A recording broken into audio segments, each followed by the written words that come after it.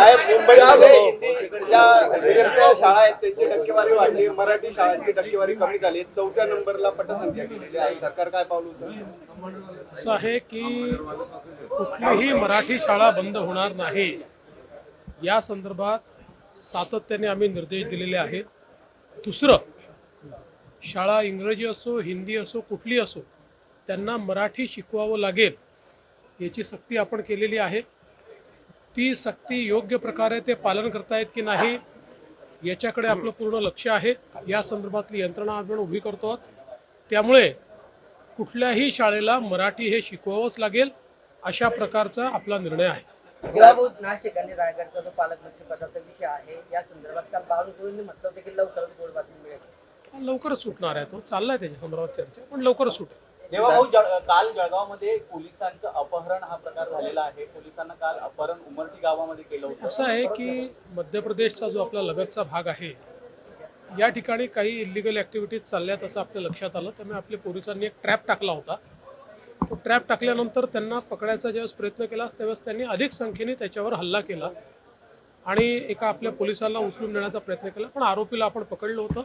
मध्य प्रदेश पोलिसांच्या मदतीने आपण पोलिसही आपला सोडवलेला आहे आणि आपण मध्य प्रदेश पोलिसांना हे सांगितलेलं आहे की अशा प्रकारे इलिगल ॲक्टिव्हिटी तुमच्याकडे होत आहेत आणि त्याचा परिणाम आमच्यावरही, शेवटी ते जे काही शस्त्रबिस्त्र बनतात ते आपल्याकडे देखील येतात. त्यामुळे त्या संदर्भात कोऑर्डिनेशन करण्याचा प्रयत्न चालला. धनंजय मुंडेंनी सुरेश दसांच्या भेटीवरून राजकारण आपल्याला आता दसांच्या भूमिकेवरही संशय व्यक्त केला जातोय.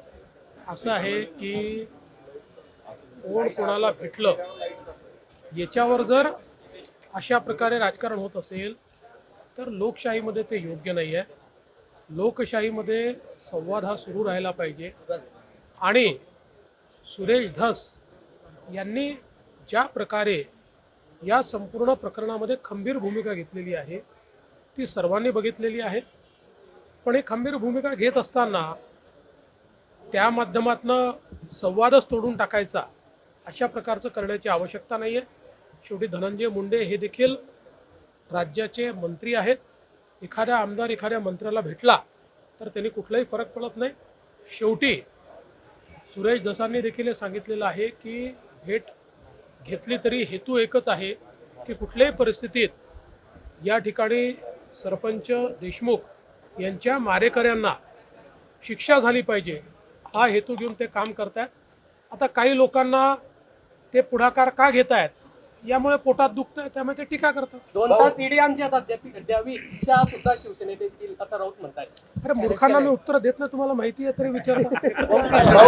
फडणवीस सेवालाल सॉन्ग आहे. अमृताबाईंचं एक गाणं सध्या जोरात चाललेलं आहे आणि त्याला नवी वेळेत खूप मोठे विपर्क मिळाले. ते अतिशय चांगलं सेवालाल महाराज जे आमच्या बंजारा समाजाचं दैवत आहे आणि आपल्याला कल्पना आहे की देशामध्ये सेवालाल महाराजांचं खूप मोठं कार्य आहे आणि त्यांच्या जयंतीच्या निमित्ताने एक मला असं वाटतं गाणं त्या ठिकाणी रिलीज झालेलं आहे. ते समाजातल्या सगळ्याच, म्हणजे केवळ बंजारा समाज नाही, सगळ्यांनाच ते आवडलेलं आहे. शेवटी एक प्रकारे आपल्या गुरूंच्या प्रती, संतांच्या प्रती आणि ईश्वराच्या प्रती ती आराधना आहे.